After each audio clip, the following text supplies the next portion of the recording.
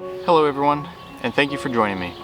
Today I am out along the coast of Connecticut visiting a park that is a popular spot for birders and photographers. I was anxious to explore this area, but with it being a popular destination, there is the problem of being able to find a spot where the wildlife will not be disturbed. I decided to try to find a spot off the beaten path rather than setting up to photograph on the ocean side of the park. I opted to set myself up looking in toward the salt marsh on the inland side of the park. This is still a great spot to see a variety of wading bird species, including herons, egrets, as well as osprey and a variety of shorebirds. The wind was pretty strong this day, so I wasn't able to do much talking without picking up a lot of wind noise, and the wind also resulted in some shaky camera footage, so I apologize for that. I set myself up on the rocky coast, and it did not take long for a killdeer to begin to forage nearby. The killdeer forage for invertebrates in the rocky shoreline and even sat down in a divot to get out of the wind for a few minutes. While they are considered shorebirds, killdeer can be found nearly everywhere across the United States, being found in a variety of different habitats such as gravel roads, shortcut lawns such as golf courses, and gravel roofs. This wide variety of habitats, as well as their ground nesting activity, makes this species vulnerable to human disturbance.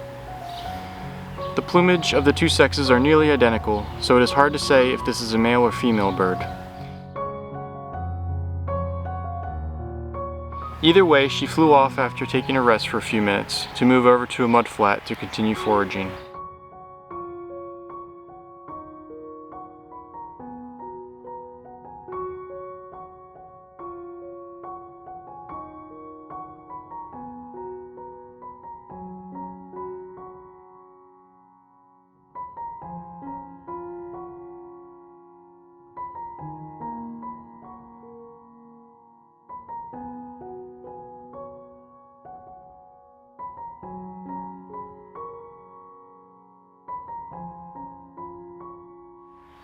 I sat along the edge of the marsh and ended up turning around to see a pair of willits that had flown over me from the marsh.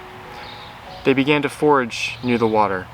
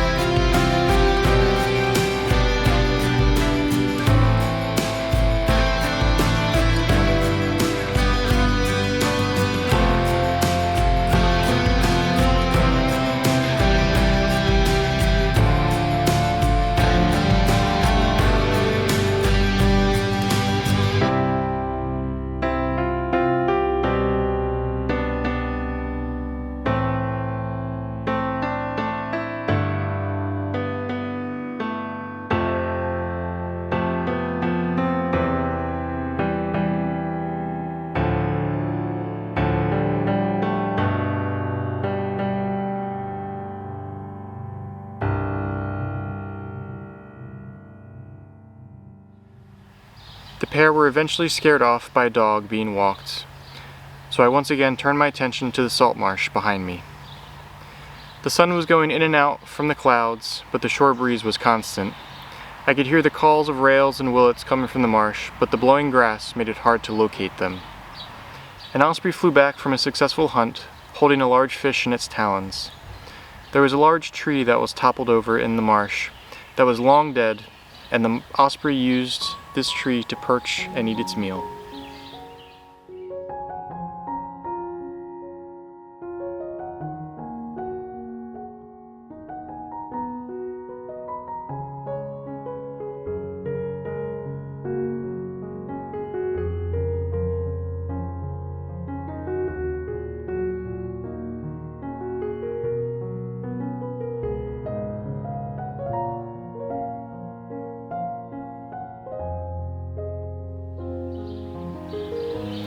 While I was sitting recording the osprey, a snowy egret came and landed in the marsh in front of me. This egret began to forage for small fish and crustaceans, going about in its usual haphazard foraging style. Snowy egrets often move quickly during foraging, often appearing to chase after fish. This ends up using more energy as compared to other egrets and herons, which move about more stealthily. This causes snowy egrets to need to forage longer and also makes them more vulnerable to decreases in habitat. The reduction in wetland habitat across the eastern coastline is directly linked to the decline of this species, as well as other wading birds. Snowy egrets were almost extinct in the early 1900s due to the plumage trade of their elegant white feathers. These white feathers were used in hats and were valued more than gold during this time. The ban on trade of feathers in 1910 allowed the species to rebound, and it is now once again a welcome sight. Snowy egrets can be differentiated from other look-alike species due to their smaller size as well as their bright yellow feet. I had the pleasure of sitting and watching this beautiful bird foraging only a few feet away from me. It moved about the grass in shallow water, but did not appear to have any success at finding food. She eventually moved away from me farther into the marsh in search of food.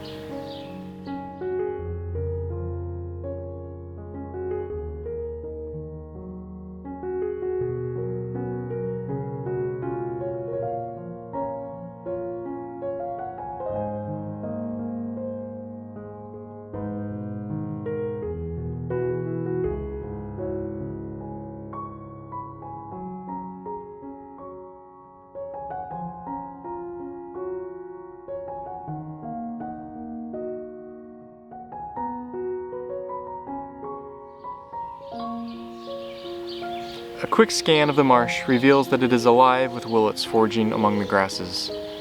They are perfectly camouflaged against the brown grass, and they are often only seen when they take off, showing their bright white wing patterns.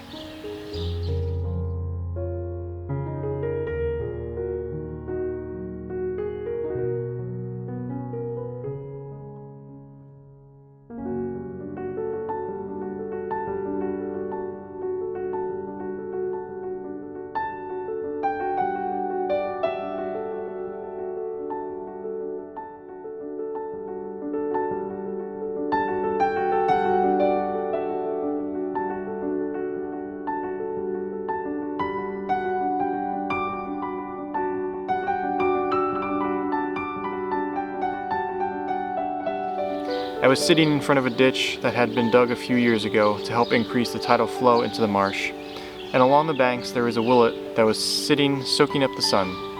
Its coloration made him almost impossible to see without binoculars.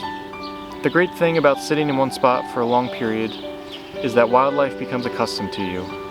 On a few occasions, a willet came and landed on a no trespassing sign in the marsh that was only about 15 feet from me.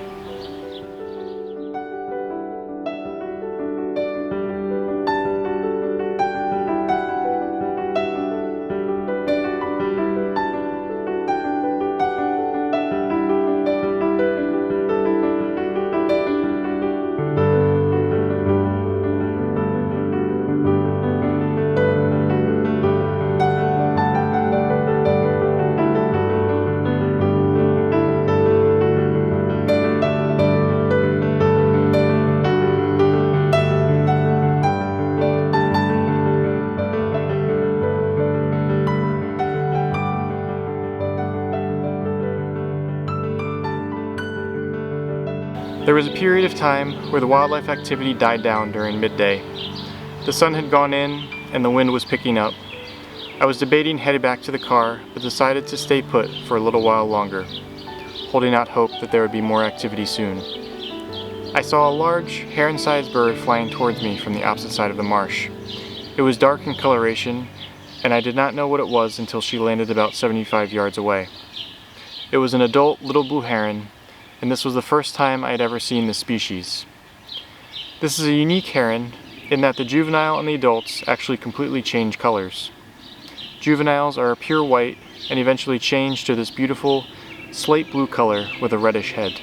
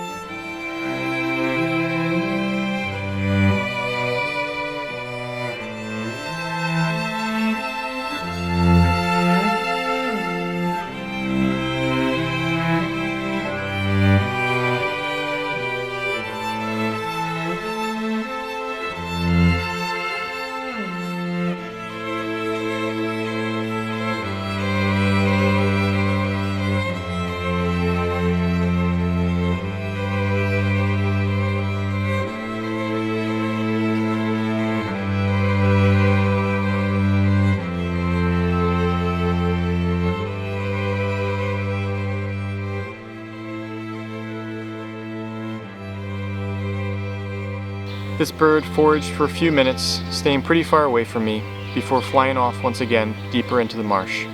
It was great to be able to get a glimpse of this species and to watch it foraging. The snowy egret eventually moved back in my direction, and once again I turned my attention to him. This time he was able to capture a few pieces of food that looked like earthworms.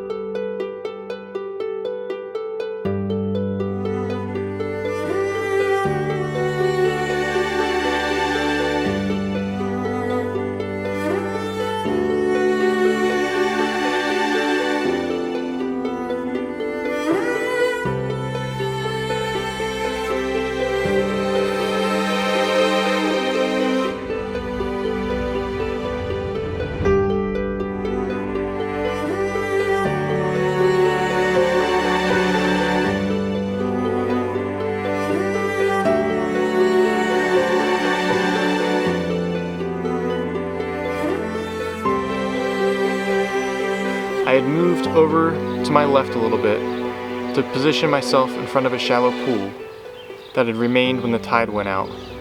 This shallow pool was being used by a variety of birds to take baths, so when there wasn't any activity, I moved over closer to try to capture the action.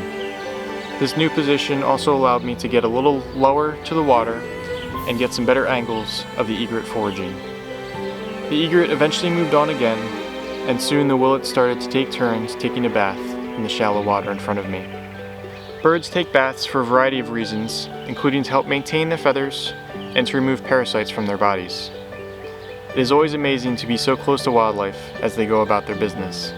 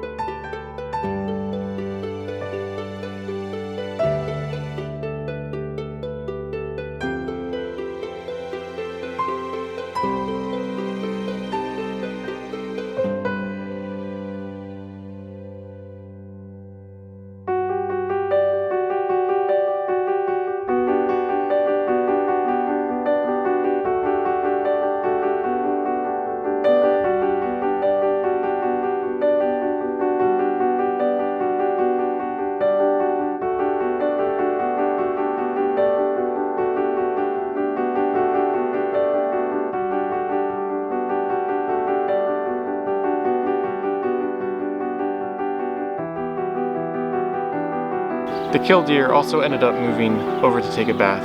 I sat and watched this bird preen and forage about the beach until she took off and flew farther away from me.